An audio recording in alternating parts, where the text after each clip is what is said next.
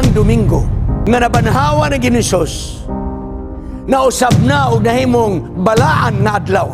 Adlaw nga igpapahulay na ang Domingo. Unsa may metabo? Kung ang Domingo mo igpapahulay, kung ang Domingo mo balaan, nan ang Sabado mahimo na nga adlaw nga ig-aandam. Kung walay pagkabanhaw ang tanan kakawangan, walay paglaom ang kalibutan, walay pulos ang mga sumusunod na Ginoong Hesus. Unahon sa mga tao, adlaw na nagsisimba nga kung mupakita sa Ginoong Hesus na to, persona gyud niya. Sa Lunes, muhapa gyud tag musimba ta kaniya. Ang akong pangutana, ang Lunes mo na ba'y adlaw nga nagsisimba?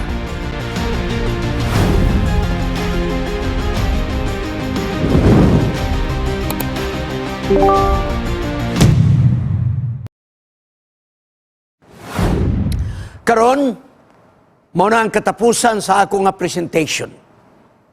The Passion. Ang atong topic is risen. Nabanhaw siya. Sa Mark 16:9, nag-ingon ang balang kasulatan. Now, when Jesus was risen, early the first day of the week, He appeared first to Mary Magdalene out of whom He had cast 7 devils. Una nga linalang nga nakakita kang Ginoong Hesus sa diha nga nabanhaw siya, si Mary Magdalene. Napagigipasingit nga kini nga babae, mao ni ang babae kansang 7 kadutang espiritu sa yawa giabog gikan kaniya. Mary Magdalene. Ang labing gihulat sa kalibutan ni adtong panahona. Maong paglaom nga ang gisad ni Ginoong Hesus nga siya mabanhaw matinuod. Ang ilang kasinatian gikan sa tulo ka mga adlaw nga makasakit sa ilang kasing-kasing, nagdugo o gikumot ang ilang dughan nga magtanaw sa kalisdanan nga niagyan ni Ginoong Hesus. Karon mga kaigsunan, ang ilalang gigunitan mo ang saad ni Ginoong Hesus nga siya mabanhaw gikan sa lubnganan. Kini nga saad mo ilang gigunitan, mga kaigsunan. Sa tanang mga tao nga na-involved sa kinabuhi ni Ginoong Hesus, ngano nga si Mary Magdalene mangyod ang gihatagag pribilehiyo nga unang tao nga makakita, unang tao nga makikinabi ni ining nabanhaw nga madluluwas. Wa ba mo ni anak magkapangutan ng mga kikigsunan? Of all the people, why? Ngano siya pagyod? Ano ang tulog ka mga adlaw nga importante? Gitawag og Good Friday, Bernie Santo. O niya gitawag og Black Saturday or Holy Saturday. Pagka Domingo, gitawag Easter Sunday. Kaganiha. Easter Sunday. O kining Biyernes, ginatawag kini sa balang kasulatan, ikaunom kadlaw. Adlaw nga ig-aandam, nga karong gitawag natog Biyernes. Og unya, ang sunod nga adlaw, ikapito kadlaw, adlaw nga igpapahulay, adlaw nga Sabado. Pagkasunod niya na, mao, ang unang adlaw sa simana, nga mao karon ang ginatawag natog Sunday, Domingo. Okay, tingalig mangutahan mo, Pastor, naging mga tulog kadlaw, tulog kagabi, nga naman nga, wa man may sakto. Okay, ang pag-ihap sa Bible, labi na sa Jewish nga komunidad, inclusive counting of days. Bisag wa na 24 oras, basta nagsugod siya o bisag unsa niya ng adlaw counted into one day. So kada Biyernes, bisan talisalop na sa adlaw, ihap ka na one day. Inclusive reckoning of the day. Wala tayo problema Sabado, kay tibok Sabado, na masalubnganan. Ari tas Domingo, ikatlo, Pastor, kadlawon mas Domingo, nga ngano man, nga nahimo namang tulo ka adlaw, tulo ka gabi, now paminaw. Wala magpasabot nga 24 oras ang imong ihapda. Dahil tabo man ang pagkabanaw ng Ginoong mga kaigsunan, Domingo man. Therefore, total all in all, tulo ka adlaw. Kanang mangutan ako, pila na kakaadlaw des Cagayan? May yung kag tulo ka adlaw. Unsa man na, mag-ihap kayo tag 24 oras times 3? O ka, mangutana ka, Pastor, pila ka tuig ang imong kurso nga nakuha? Well, mayon ko 4 ka tuig. Unsa may buti pasabot ana? Ha? 12 ka bulan ang usa ka tuig, i-times nako sa 4 mo na nga akong pag-eskwela? No. Inclusive reckoning of days. Okay. Easter Sunday, adlaw sa pagkabanhaw ni Ginoong. Hilabihan kay importante kini nga adlaw sa Passion Week. Nga naman, kung walay pagkabanhaw ang tanan kakawangan, walay paglaom ang kalibutan, walay pulos ang mga sumusunod ni Ginoong. Nag-usik-usik lang sa mga pag-antos, nag-usik-usik sa mga hago, nag-usik-usik sa tanang mga butang kung walay pagkabanhaw. Apan ang pagkabanhaw, mao na yung katarungan nga kita adunay paglaom, pagpailog, pagka mapinadayunon sa atong pagalagad. Nganong milahutay man ta, tungod kay doon na tayo paglaom sa pagkabanhaw. Sa unang Korinto 15:4, nag-iwan si Apostol Pablo, kung si Kristo wala mabanhaw, nan ang atong pagwali walay pulos, o ang atong pagtuo wala usay pulos. Ang atong pangutana mao, ang pagkabanhaw ni Ginoong sa adlaw nga Domingo, aduna ba'y mga kausaban? Niining mga adlaw, may mga kausaban ba sa ilang mga ngalan? Nausab na ba sa dayang adabanaw si Ginoong? Pananglit, Biyernes, Sabado, Domingo, nausab ni ang ilang mga ngalan sa dayang adabanaw si Ginoong?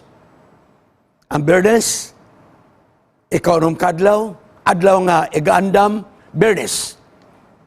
Ikapito ka adlaw, adlaw ipapalay, Sabado. Unang adlaw semana, Domingo.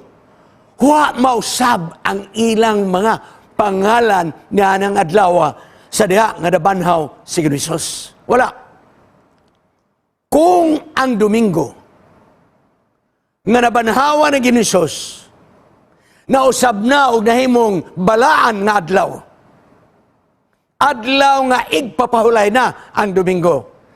Nan adunay chain reaction. Unsa may metabo?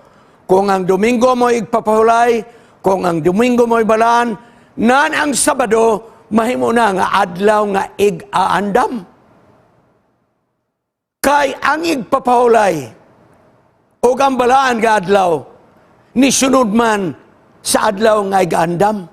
So kung himo na to ang Domingo, nga adlaw nga balaan, adlaw mga kaigsunan nga igpapahulay, nan mga kaigsunan ang mahitabo ang Biyernes, ang Sabado, mo'y adlaw nga gandam. Apat sa akong gingon kaninyo, never nga nausab ang mga ngalan ng adlaw nga nabanhaw si Ginoong. Karon natong isgutan, adunay pipila ka mga teksto sa balaang kasulatan nga nagisgot sa unang adlaw sa semana, specifically Domingo.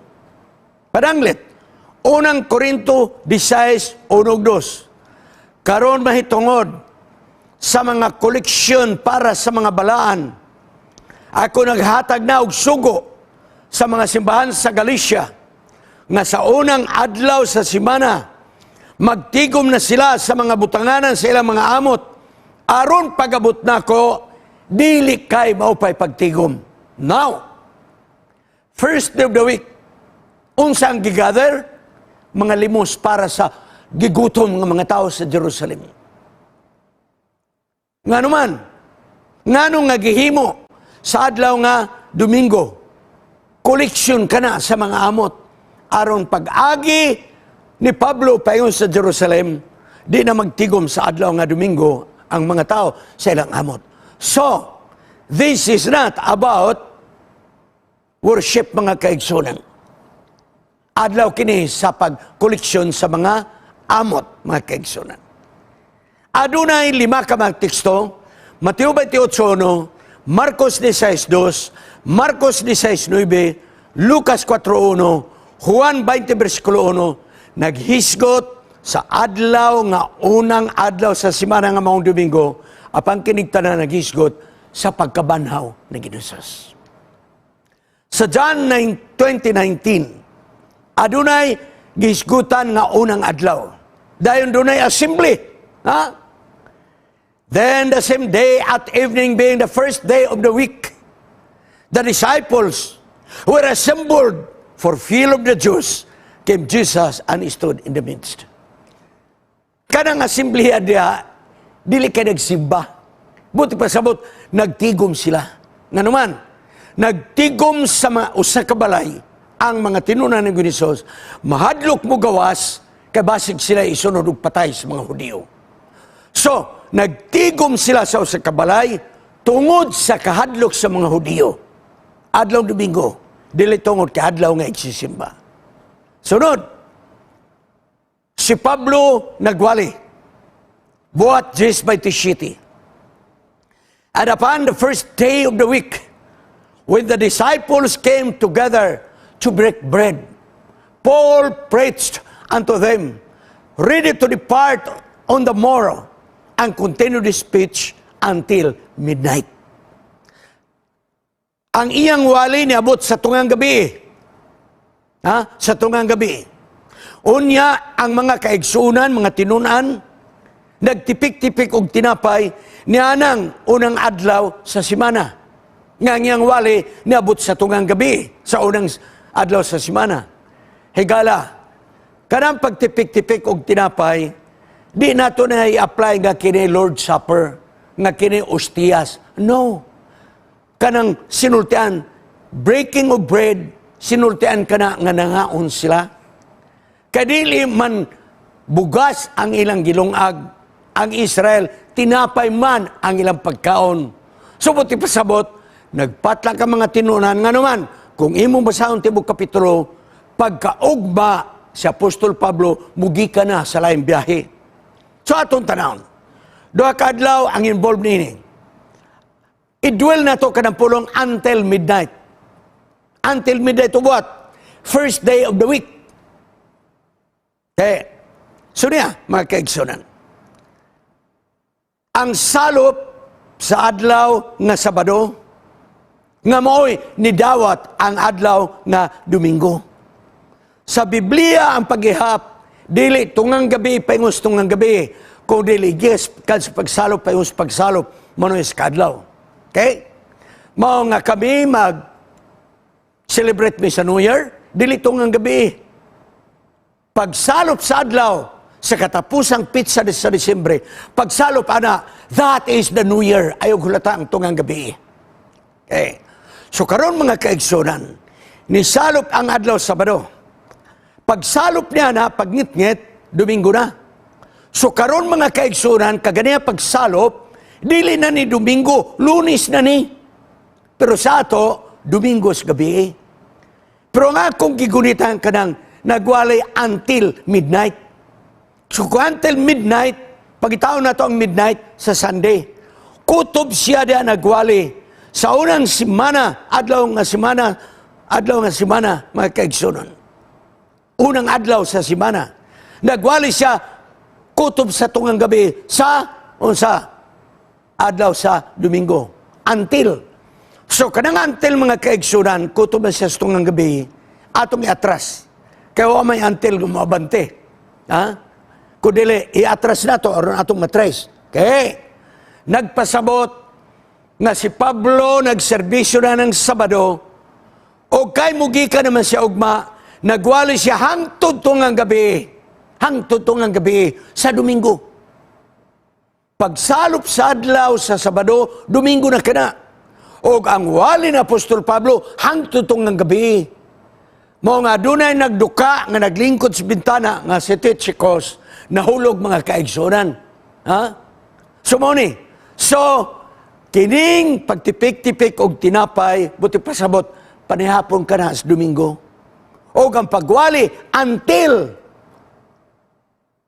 midnight, diha na mga kaigsunan, tungang gabi, gikan sa pagsalop sa Sabado, paingon sa tungang gabi sa Domingo, mga kaigsunan.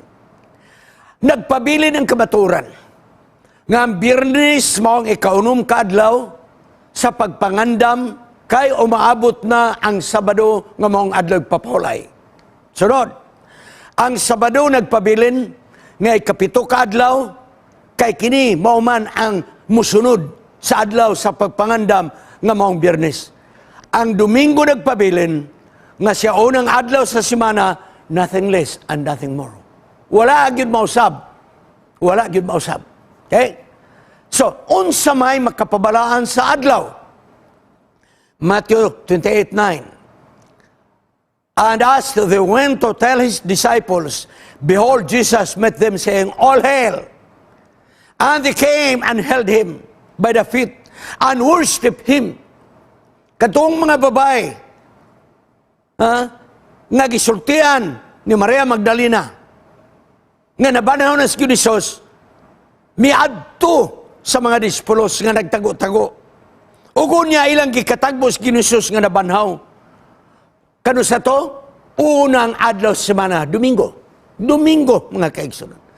And they held him by faith and worshiped him. Ugon niya, nagsimba sila. Unahon na sa mga tao, adlaw nagigsisimba. Ako igsusultihan ko kamo. Ako, nagtuo nga mo, uyon mo na ko. Nga kung mupakita si Jesus na to, persona gyud niya.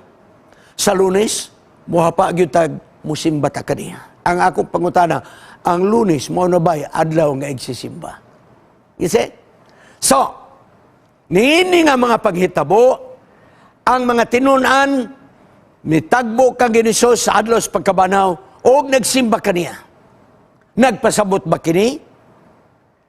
Nga ang maong adlaw na Domingo o naunang adlaw sa simana, niining Simana Santa mga kaigsunan, kining Domingo after sa pagkabanaw ni Jesus, nahimo na ba ning baraang adlaw?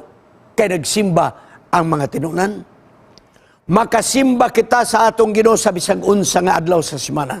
Apan wa magpasabot, masadaya nga misimba kita ng adlaw, kanang adlaw na himong adlaw nga balaan. No!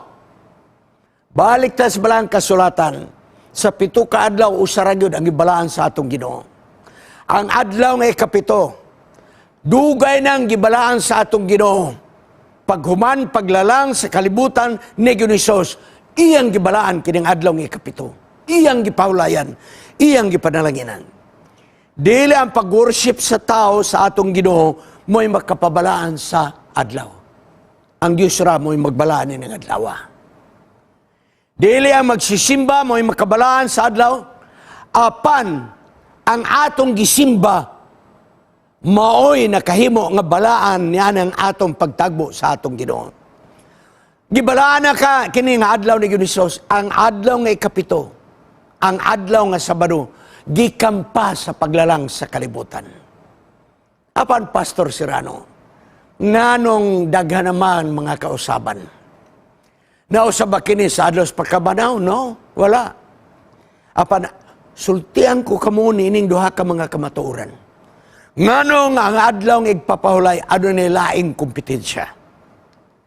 Una, ang imperyo sa Roma, sa panahon ni Constantine the Great, adunay iyang edict o balaod di atong Marso 7, tuig 325,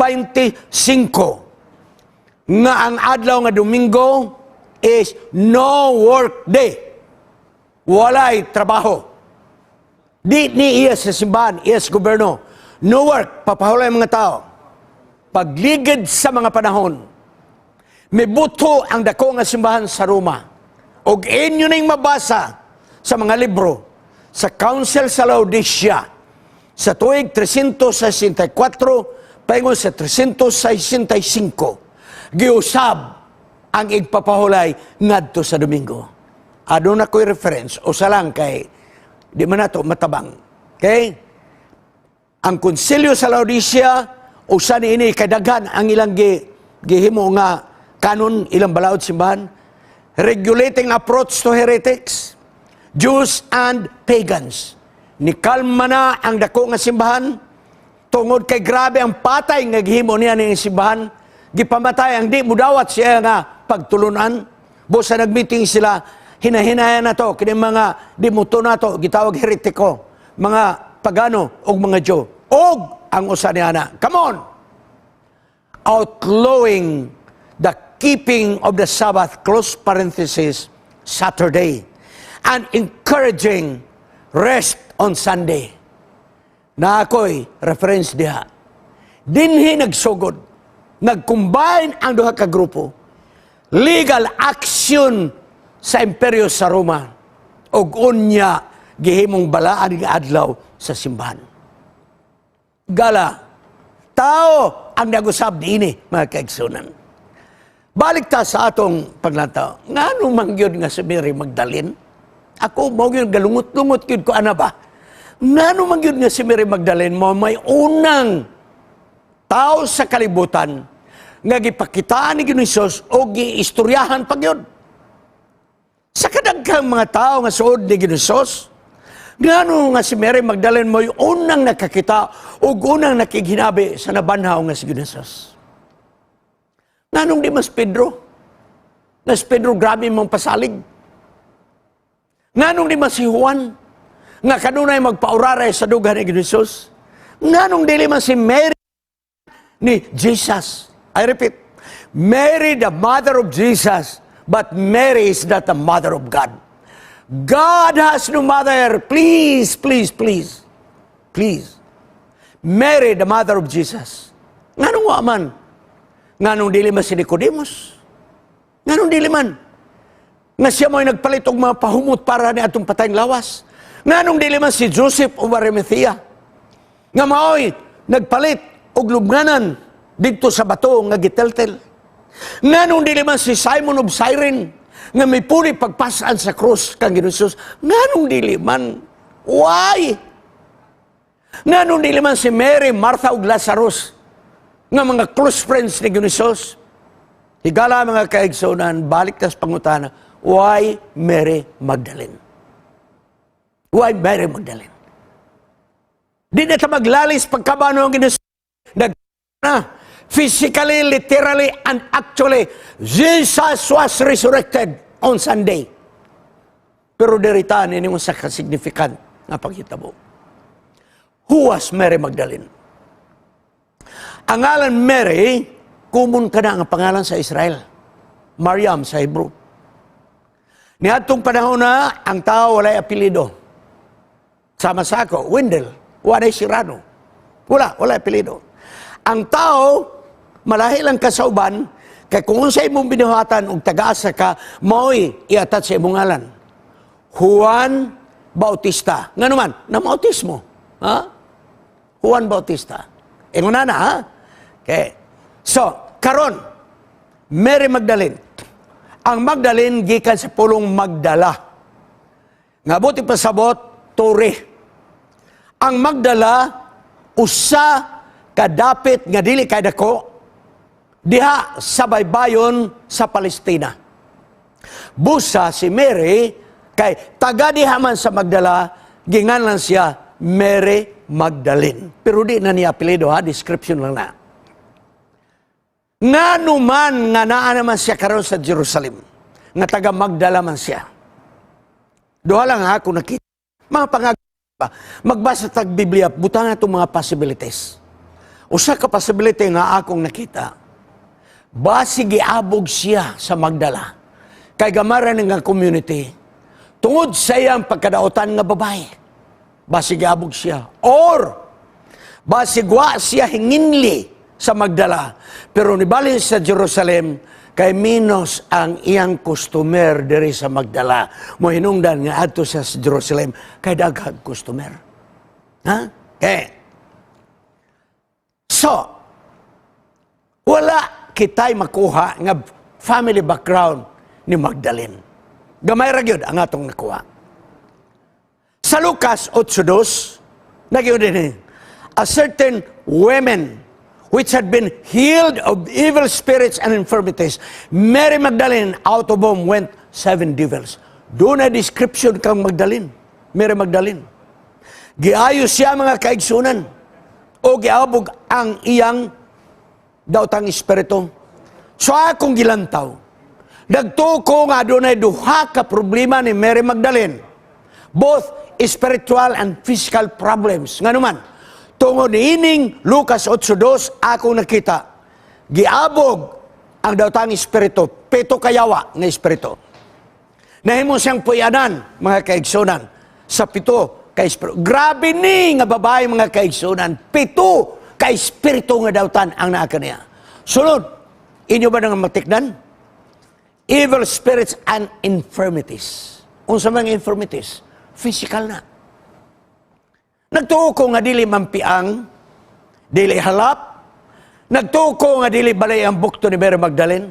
Apang kining infirmities, tungod kay siya ang iyang pagkababay, mubo magmoralidad, nagbaligya man sa siyang unod. Therefore, we can presuppose nga kanang pulong infirmities nga giayos siya ni Ginisos, I fully believe it is STD. Sexually transmitted disease. Muni ang duha ka mga giayo sa atong Ginoo. Daotang espiritu ug ang iyang balatian. Ang Synoptic Gospels, mga kaigsunan, nagkauyon sa pag-describe ni Mary, doon nalay mga diferensya gamay, but they are corroborating with each other. Matthew 26:7. There came unto him a woman having an alabaster box of very precious ointment, and poured it on his head as he sat at meat. Nayo sa kababae, nagdala og alabastro. Mahal kayo nga pahumot, o gibo sa ulo ni Ginisos, samtang siya naglingkod nga nagkaon. Sunod, Marcos 14:3. Og gidala siya dito sa Bethany, sa balay ni Simon nga gisanla, nga naglingkod diha sa kananan, og miabot ang babae nga may dala nga alabastro, spikenard, nga hilabihan kamahal, nga igpahumot. Iya kining gibuak ang alabastro, ug unya gibubo sa ulo ni Ginisos ang perfume. Lucas 7:37. Og tanawa adunay babae sa syudad nga makasasala nga sa pagibalo niya nga si Jesus tuas kananan sa balay sa parisyo nga si Simon nga gisanla nga naghimo og thanksgiving kay naayo nga sanla ni Ginisos, naghimo siya og bangkite. O niya nagyon diha, og niya sa balay sa parisyo nagdala kini nga babae og alabastro og pahumot, mga kaigsunan. So kung imo nang combine, mga kaigsunan, usar ka babae ang gisgutan ni ana. Si Marcos, Mateo o Lucas, dunay common nga mga sinultian may tungod sa panghitabo sa pagdihog ni adtong perfume. Naghiskot og alabaster box, precious ointment, spikenard, very precious. Hiskot na sila. Sunod, naghiskot nga katong pamot, gibobo sa ulo ng Ginisos, sa balay ni Simon nga sanlahon. Sunod, mga kaigsunan, si Mary Magdalene, mooy identified ni Luke, tungod kay nagayon siya, na si Mary Magdalene is a sinner, ug unya, giabog ang 7 ka espiritu sa yawa, mga kaigsunan. So walay lain gyud si Mary Magdalene ang niadto didto og nagdihog kang Ginisos sa pahumot. Okay. Niya na, nagkadayang reaksyon sa tao. Naniid ba mo? Bisag unsay buhatos presidente na ay nakauyon ay wala. Bisag unsay buhaton. Bisag pag magbalansang sa krus na siya, naigihapoy mga kritiko. So, sa bisag unsang itabo sa tao, adunay nagkadaya nga mga reaksyon. One, katong gibubo ang pahumot ni Mary Magdalene. Matthew 26:8. But when his disciples saw it, they had indignation saying, to what purpose is this waste? Tanawa na yun? Nasuko ang mga disipulos nga nagtanaw sa babae nga mahal kayo nga igpapahumot mo'y gibubog ka ginusos nang utanan sila, to what purpose is this waste? Nagusik-usik. Wala nila makita ang katuyon sa babae. Ang kantidad sa perfume mo lang nakita. Sa Marcos 14:5 nagingon, for it might have been sold more than 300 pence and have been given to the poor. Aniha na, nigula na. Dapat unta, wala to sikusiki. Gibaligyan na lang unta tong spikenard perfume. Kay mahaling kini og 300 pence, mahal ka na. Og unyang halin, ipanghatag sa mga kabus. Wow, mga kaigsunan. So, ang usa nga pangutana, dilis pamut nga giusik-usikan kuno matud pas mga tao. Ang ilang pangutana, unsay nasulod sa ulo ni Mary Magdalene nga nisulod man ni ining maong bangkiti. Sa Lucas 7:39 na yun, ang nag-react na gyud, ang host na gyud sa kaon, si Simon, the leper, Pharisee. Now when the Pharisee, si Simon, which had bidden him, saw it, he spake within himself, saying, this man, Jesus, if he were a prophet, would have known who and what manner of woman is this that toucheth him, for she is a sinner. Samtang nagtanaw si Simon ng Parisyo, nga si Mary Magdalene, nga dautan na babae, nagdalag pahumot nga mahal. Naibalo si Simon nga kato nga humot nga mahal, gikanto sa negosyo sa lawas nga unod ni Mary Magdalene. Ug nag-ingon siya sa iyang kaugalingon. Wala siya magsaba. Kini si Jesus, nakibalo pa lang, og kinsa ning bayhana nga hikap-hikap siyang tiil o siyang ulo. Di yun mo sugot. Kaya grabe ni ka makasasala. Grabe ka makasala. Grabe nga kasuko sa publiko. Ang usa, usik-usik. Nag-usik-usik sa perfume. Gitanaw kini sa mga Bible scholars sa spikenard. Nga gisulod sa alabaster, dako kini siyang botelya. Nga di ay kining mong botelya sa perfume, spikenard, is equivalent to 1 year nga kita sa usa ka minimum wage worker. So kung ato karong kwentahon, ang minimum nato 400 times 26 days ang pagtrabaho kada bulan, times 12 months per year. Ang kantidad ito ni among perfume, kung karon nga kantidad, 124,800 pesos. Mayhatag na sa mga kabos. Ma-distribute taon ta sa mga COVID quarantena ng mga tao. Di ba? That was one reaction.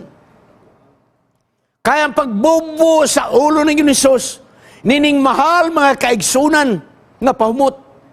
Ugon niya ang gibuhat sa babae, dili lang pagbubo sa mahalon nga perfume, kung dili mga kaigsunan, ang tiil ni Ginsos, gihugasan sa luha ni Mary Magdalene, o ang gitrapo, dili tualya, kung dili buhok ni Mary Magdalene, mo'y gitrapo. Therefore, it implied na taas og buhok si Mary Magdalene.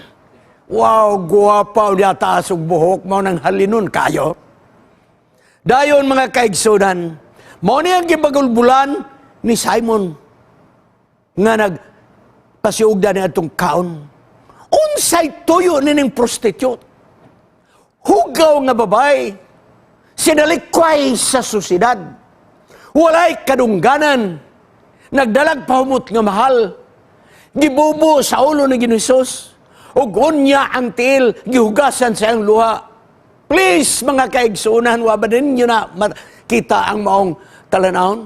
Gihugasan ang mga tiil ni Ginoong sa luha.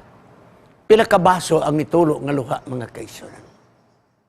It is only figure of speech maybe. It is not maybe quantity sa maong luha. Kay kinsa may makahugas ng luha. Apan buti pasabot, mga kaigsuunan, naghilak si Mary Magdalene that the last drop sa iyang mga luha na tagak, mga kaigsuunan. Mauna, ang buti pasabot. Apan ang nakita na Ginoong lahi. Lahi ang nakita sa public. Indignation. Di sila ganahan sa babae. Nagusik-usik sa perfume. But the perspective of Jesus Christ, mo kini. Nga unta kita nga namati karon. This would be our perspective. Sa mga tao nga atong nakita, mga kaigsunan, ang perspective ni Ginoong nagingon siya. Nakaibalo siya o sa reklamo ni Simon, kay mabasa ba ni Ginoong ang utok sa tao. Sa Luke 17:40-43, si Jesus nebalo sa ni Simon, busa naghatag siya og usa ka sambingay. Simon, Simon, may duha ka mga tao nga nangutan. Nakautang ang usa og 500, ang usa nakautang og 50 pence, kwarta kini. Apan silang duha dili makabayad. Og kining duha gipasaylo sila. Nakautang og 500, gipasaylo. Nakautang 50, gipasaylo. Simon, mangutana ko nimo, tell me, which of them we love him most? Nining duha nga nangutang, asa ang grabe nga pagpasalamat o paghigugma sa tagiyas kwarta, ngawa na sila pabayra. Ang tubag, mga kaigsunan ni Simon sa verse 43, Simon answered and said, I suppose that he to whom he forgive most. Nagtuo ko nga kadtong dakong utang nga mo'y dako, niyang gipasaylo, kadtong nakautang 500, mao to ang grabe nga pagpasaylo kaniya, o sa duha ka mga nangutang, kining 500 nga nakautang mo'y grabe nga pagpasalamat ngadto sa nautangan. Nagyaw si Ginoong, insakto ka, Simon. Insakto ka. Nga katong gipasaylo sa Ginoo, nga makasasala sa tanang makasasala, kini mo'y grabe nga paghinulsol, kini mo'y grabe nga pagpasalamat, kini mo'y grabe nga paghigugma sa iyang manluluwas. Simon, Simon, nakita ba nimo ng babae? Ikaw wala na ako maghatag og tubig aron hiugas sa akong mga tiil. Hapang kining babae, gihugasan na akong mga tiil sa iyang mga luha. Ug wa ka maghatag tualya, hapang kining babae, ang iyang buhok mo gitrapo sa akong mga tiil. Simon, Simon, pagabot na ko, huwag yun ko nimo gihalukan.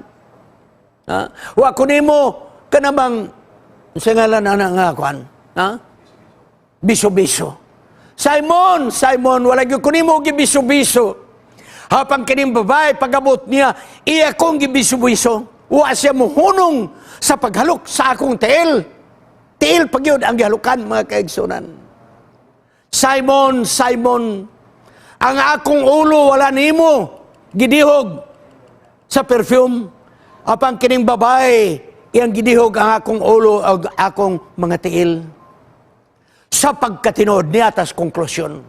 Matod pa ni Ginoong sa Mateo 26:13. Alang sa pagpasidungog. Because Christ has a definite perspective sa pagtanaw kang Mary Magdalene.